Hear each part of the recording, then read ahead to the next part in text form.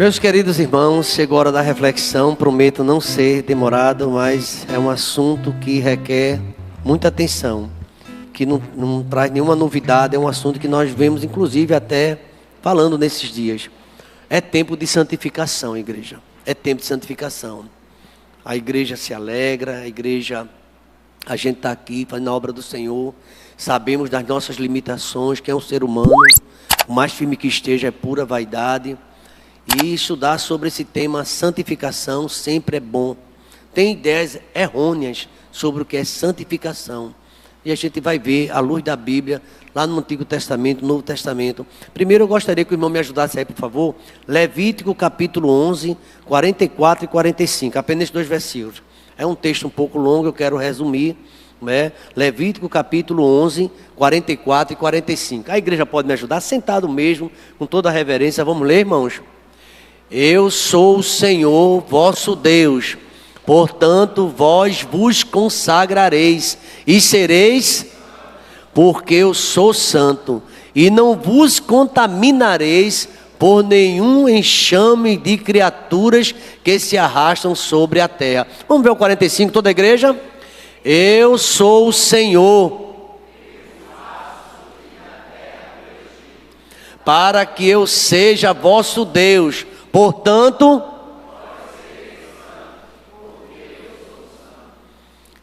o Antigo Testamento vai falar muito sobre os cerimoniais, o que Deus aprova, o que Deus não aprova. O crente não pode participar, de certas coisas, porque ele é separado, ele é lavado, remido no sangue de Jesus Cristo, ele é sal da terra, ele é luz do mundo. Mas eu queria ainda que os irmãos abrissem suas Bíblias, ou o irmão pudesse nos ajudar. Primeira carta de Pedro, capítulo número 1. 1 Pedro, capítulo 1, apenas 2 versículos também, 1 Pedro fala muito sobre santidade. No capítulo 13 diante, do capítulo 1 de Pedro, verso 13 em diante. Veja, o verso 13. Os irmãos podem acompanhar. Bendito Deus e Pai de nosso Senhor Jesus Cristo, que segundo a sua muita misericórdia, nos regenerou para uma viva esperança, mediante a ressurreição de Jesus Cristo dentre os mortos. Verso 4, a igreja, vamos lá?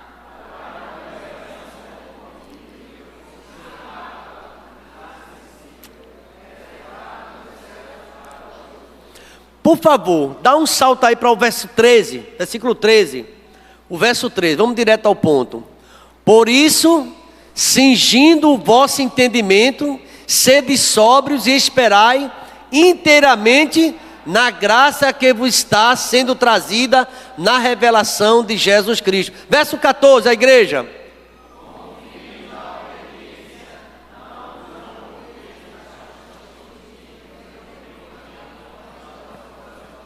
Novamente esse versículo 3, vamos dar bem ênfase, vamos lá?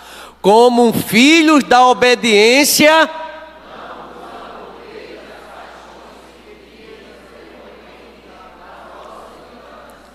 Vamos colocar o verso 16 agora, verso 16, vamos lá.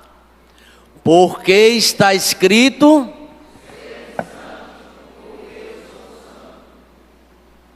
Meus irmãos, a Bíblia é um livro harmônico.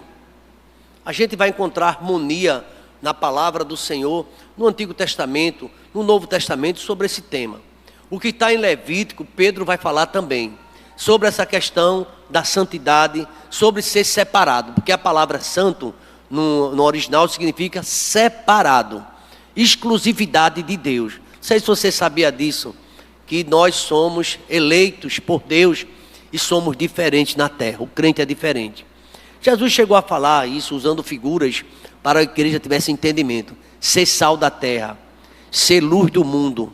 Ele começou a apresentar que inclusive a nossa porta não é larga, que a gente entra, é estreita.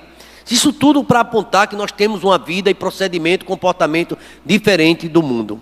E aqui nesse tempo de santificação, que é o tema, Levítico aborda esse assunto, não só ele. Outros versículos de Deuteronômio você vai encontrar também exatamente isso que Deus quer da gente. Mas o que significa ser santo, aquela revelação do profeta Isaías, quando ele viu Deus, não é? Santo, santo, os anjos não diziam isso? Santo, santo, santo é o Senhor dos exércitos, na chamada do profeta Isaías. E a terra está cheia de quê? Da sua glória. Então, santo, igreja, todos já sabem, eu vou repetir, significa separado. Outra coisa a mais, atenção pessoal, dedicado, tem mais, purificado, ainda mais, consagração ao serviço divino. Eu me lembro que Tiago está conosco hoje, chegou de viagem, e Tiago trouxe um violão muito bonito, foi uma guitarra, não sei na época, para eu consagrar. Ele comprou uma guitarra, foi uma guitarra, não foi isso? Foi o contrabaixo. Ah, pastor, a idade é muita coisa, mas me ajuda, obrigado aí. É muito tempo, irmão, muito tempo. Aí eu disse, que é isso, Tiago? Eu falei, comprei, pastor, e eu quero que o senhor consagre ao Senhor isso. Eu não esqueci mais daquilo. Chega ele bem jovenzinho ainda, e pedindo para Deus consagrar. E deve ser consagrado realmente. Vem o Senhor minha vida oferecer como oferta de amor e sacrifício. A gente canta muito isso. A gente deve consagrar. O seu carro, o carro que você usa, deve ser consagrado a Deus ou não? Deve ser consagrado ao Senhor. Geralmente os irmãos quando compram um carro, pastor, e já tem orado, mas ainda ora, a gente às vezes faz até um culto de gratidão e agradece ao Senhor. É usado para a glória. Tem gente, não, já orei, tá bom. Mas tem uns que ainda levam e querem que a igreja ore. Eu acho isso muito positivo, porque você está consagrando algo a Deus. Tudo seja para a glória do Senhor.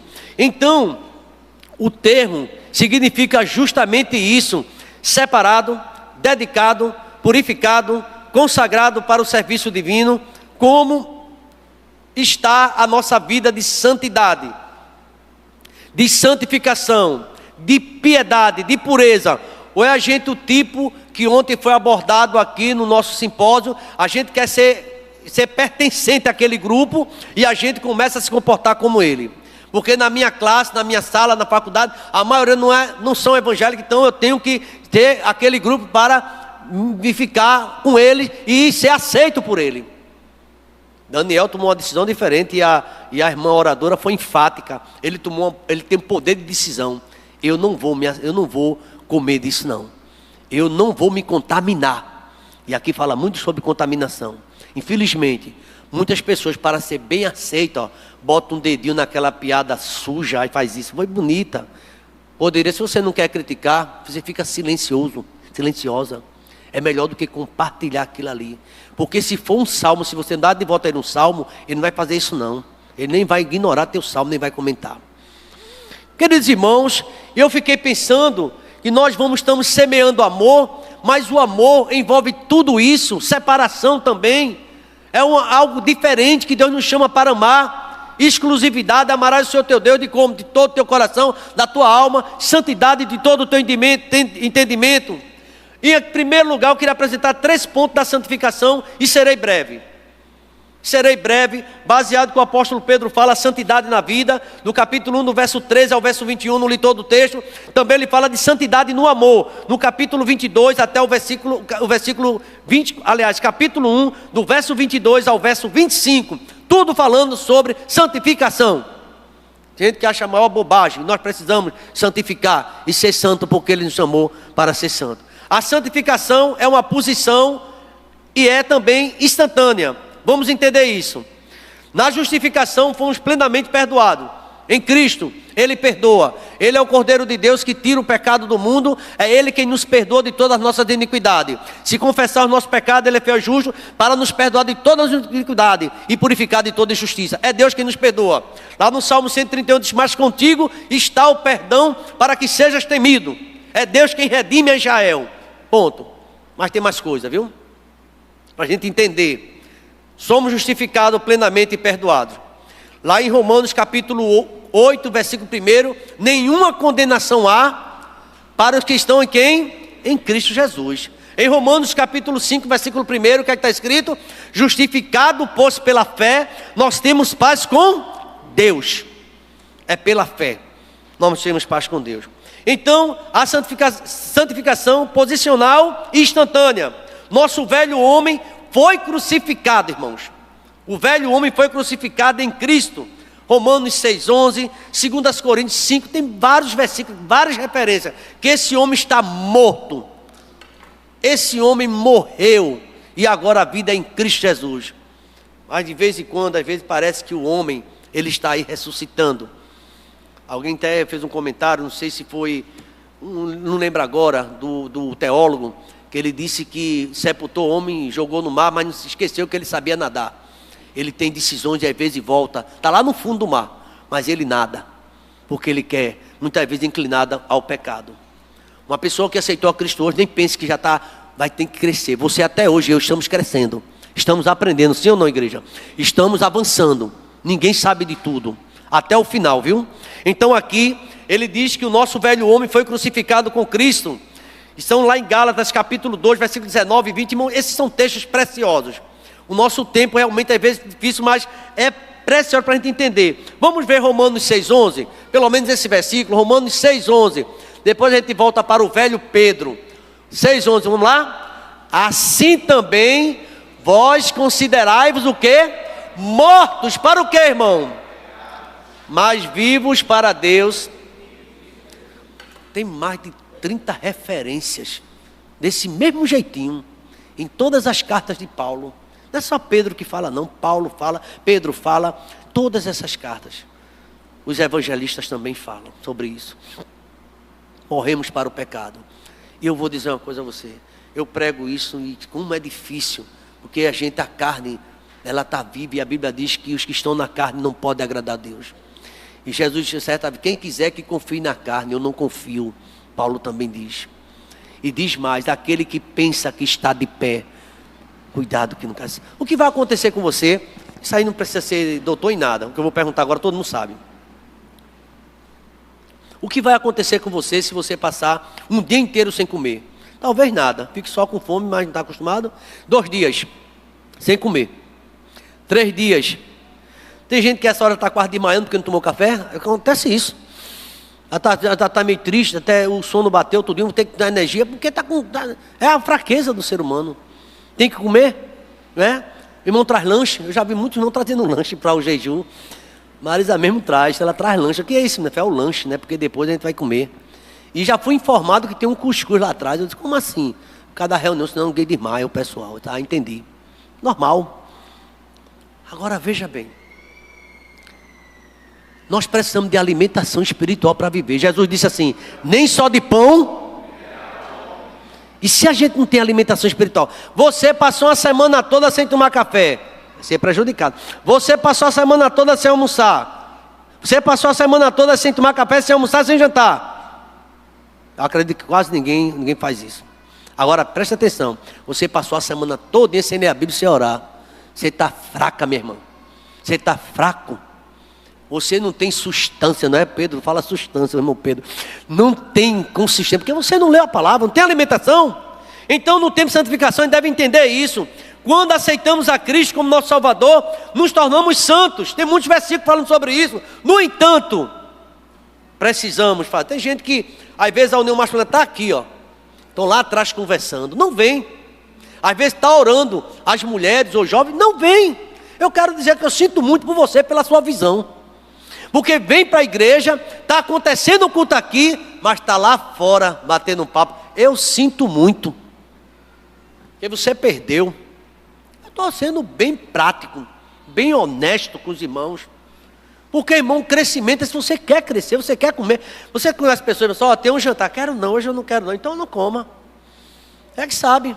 Eu só quero comer folha. Vai, você agora virou formiga. Formiga come. Você tem que comer mais coisas, irmão.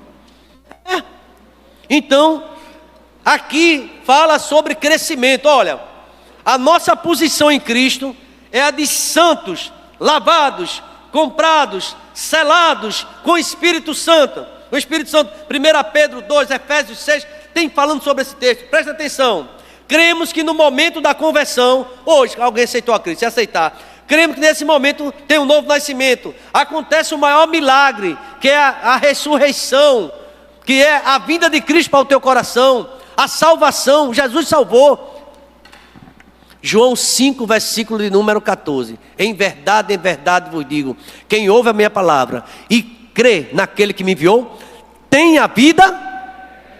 e não entrará em condenação, mas passou de quê? Da morte para tem a vida eterna. Agora, pastor, então já aceitei, então estou tranquilo. Tem mais coisa que eu queria falar para você. A santificação prática também é progressiva. Veja que eu falei que é uma posição e é instantânea. Tem um teólogo chamado Rodolfo Bultmann que ele diz assim, que você está salvo, mas ainda não. E alguns criticam muito, porque ele diz que ela é instantânea e processual. A gente vai ter que crescer, vai ter que aumentar e crescer na graça e no conhecimento do Senhor. Está na Bíblia sobre isso. Então aqui diz o seguinte, a santificação prática e progressiva. Preguei essa semana sobre aquele Tiago capítulo 1, versículo 22, que fala sobre a questão da prática da palavra de Deus.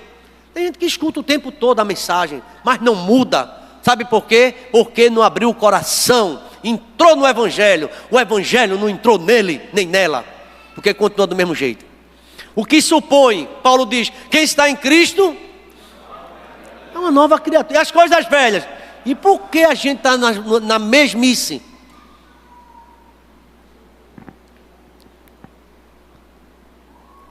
O que significa aqui? Em certo aspecto, nós nos tornamos santos ou santificados quando passamos pela experiência da conversão. Ponto. Ok.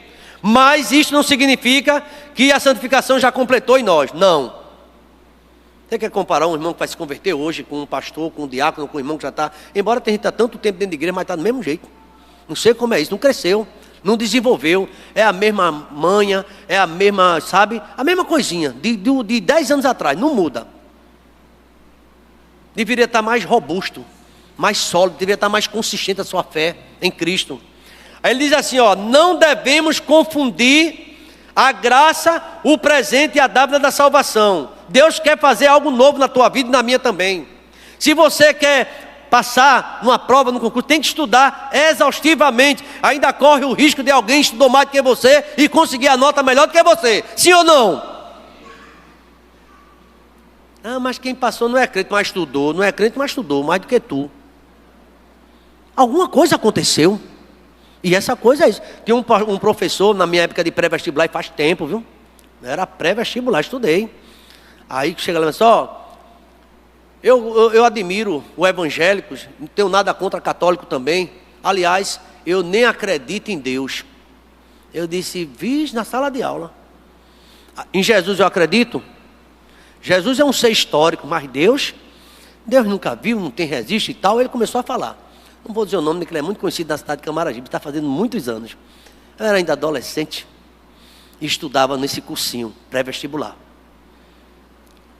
Então ele falava sobre essa questão. Mas sabe o que é que eu me chatei?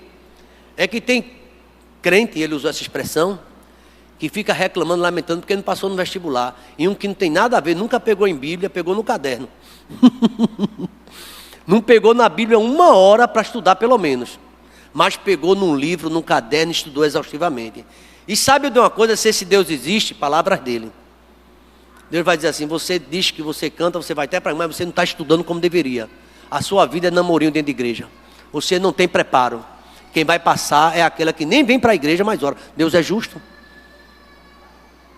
Porque se Deus aprovar quem não quer nada com a vida, não estuda, e reprovar, independente seja ímpio, que a gente, na nossa concepção, mas que estuda todo dia, quem está sendo injusto é Deus. Deus não faz acepção de pessoas. Compreenda isso. Que Deus quer que a gente se prepare melhor para a vida. E aqui ele fala no sentido também dessa prática progressiva. Escuta isso. Quando Paulo escreve aos cristãos que ele chama de santos ou santificados, isso não impede de corrigi-los. Tem muitos que não aceitam a correção, aceita tudo, menos correção. Mas é um crente muitas vezes relapso. Não é o estudante da Bíblia, não lê a palavra, nunca se encontra essa criatura em oração. Nem evangelismo em canto nenhum. Mas é crente. Aí Paulo pega e corrigia tudinho. Embora uns aceitavam, outros não. Isso aí já é outra questão. Um dia cada um de nós vamos dar conta a Deus. O nosso sentido é, o pai que não corrige o filho, você não é pai. Você está com medo, não, você... Porque tem pai que agora está metido a jovem. Aí tudo a mesma coisa do jovenzinho. Cuidado com isso. Você é pai. Você é sacerdote, você é mãe, entenda a cultura da juventude, em tudo, mas você vai mostrar uma posição como aquele que instrui. A Bíblia diz, senta, manda teu filho sentar, ensina ele sentado, ensina ele no caminho, ensina ele andando, ensinar. A gente transfere às vezes para a escola e para a igreja, e nós temos a obrigação de fazer isso na nossa casa. A igreja também faz. E muitas vezes vem filho todo desmantelado de casa e dizem que a culpa é da igreja. A culpa é tua, papai. A tua é culpa, mamãe. Não é a igreja não, viu? A igreja, o pastor, se ele não te ouve, vai ouvir o pastor. E a gente, na minha experiência, Léo, tem muitas pessoas que ficam beiçudo para mim. Eu não estou nem aí, irmão. Eu estou orando por você. Fica meio assim, o pastor vai falar, fica assim, ó, olhando para cima, porque não quer ser repreendido, mas são passivos de repreensão, porque vive brincando. A igreja está, o culto acontecendo, o pastor pregando e olhando o celular, olhando mensagem, olhando tudo, e não quer saber da palavra. E às vezes até prejudica outros pastores. Não, o pastor falando é bonzinho, esse outro não é não. É bonzinho, está dizendo que o pastor aceita as tuas falhas, teus pecados. Ele tem orado pela tua vida. Veja, essa progressão. Estamos ainda crescendo. Por favor, varão, vê aí, 3,17 de 1 Pedro, 2 Pedro, 3,17. Vejamos, 2 Pedro 3,17, veja se a gente não está crescendo. 3,17, segunda carta a Pedro, vamos lá. Vós, pois, amados, prevenidos como estáis de antemão, acautelai-vos, não suceda que, arrastados pelo erro desses insubordinados, descaiais da vossa própria firmeza.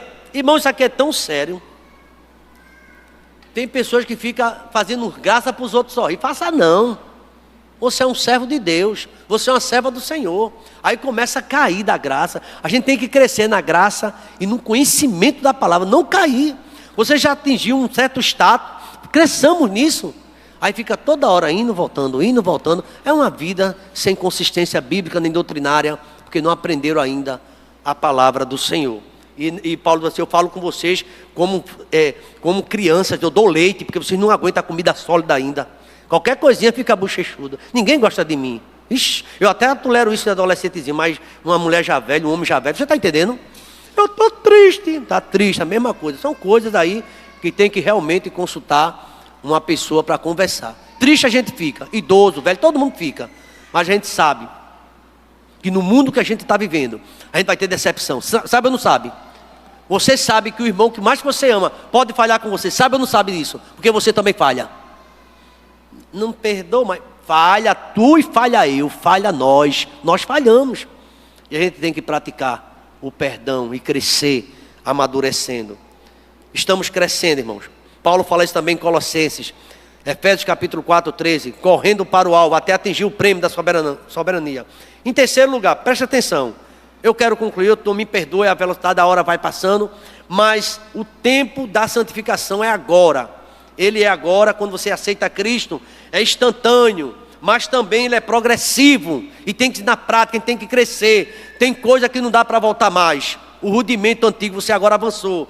E em terceiro lugar, preste atenção nessa mensagem. A santificação, ela é definitiva, mas ainda está por vir. A gente não está totalmente ainda não, a gente está no mundo. Presta atenção.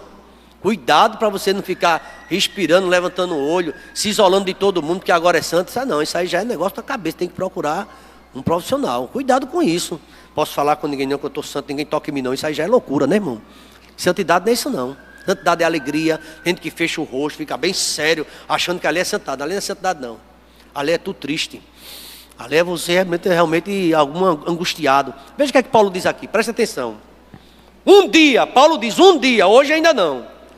Um dia seremos igual a Jesus, um dia, semelhante, ou seja, mais parecido. 1 Coríntios, veja aí, 13, 9. 1 Coríntios 13, 9. Esse eu faço questão de ler. 1 Coríntios 13, 9, primeira carta, quando fala sobre o amor, porque em parte conhecemos e em parte profetizamos. Veja o versículo número 10. Quando porém vier o que é perfeito, então o que é em parte será o que? Aniquilado. E verso 11, a igreja pode ler comigo, vamos lá? Quando eu era menino, sentia como menino, pensava como menino.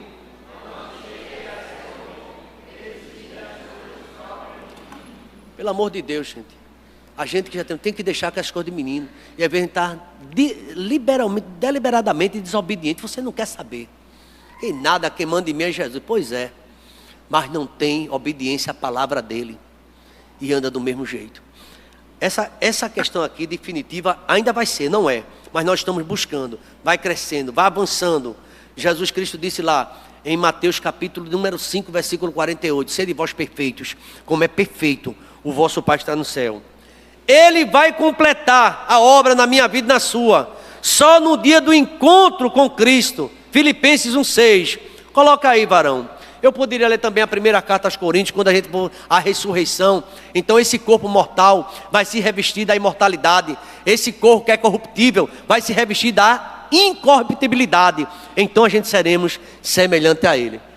De pé, por favor, igreja, terminando. De pé. Olha a convicção de Paulo, o que é que ele diz? Vamos lá? Estou plenamente certo de que...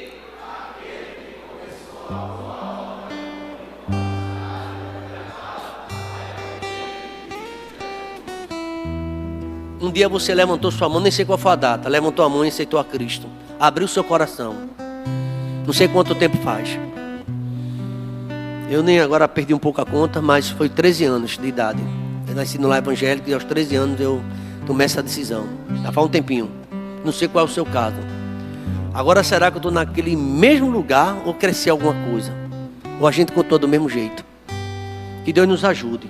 E eu quero dizer aos irmãos, é tempo de santificação, igreja. É tempo de amadurecimento. É tempo de crescimento. Obrigado, meu Deus, pela tua palavra. Obrigado a Deus porque Pedro fala sobre esse assunto. O apóstolo Paulo. Também Moisés escreveu sobre esse assunto lá em Levítico 11, 44 e 45. A tua Bíblia, Pai, ela permeia esse assunto.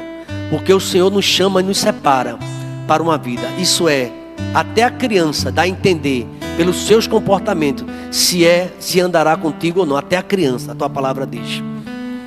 Abençoa nossos adolescentes, aprenderam tanto ontem, jovens, homens e mulheres, adultos, terceira idade, boa idade, todos nós, ó Pai, pastores, evangelistas, diáconos, diaconisas.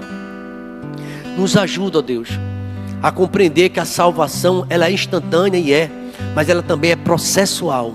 É um processo até o dia que nós formos encontrar contigo, ó Pai. E o Senhor vai completar aquilo que deve ser completado em nossas vidas. Agora, ó Deus, leva-nos em paz. Uns vão para casa, outros reuniões. E Deus, que a tua vontade seja feita em nossa vida. É a nossa oração no nome de Jesus. E que a graça do Senhor Jesus, o amor de Deus, o nosso eterno Pai, a comunhão e as doces consolações do teu Espírito esteja sobre nós e sobre toda a IBT e sobre todo Israel espalhado na face da terra, desde agora e para sempre. Vamos dizer amém, irmãos? Deus abençoe a todos.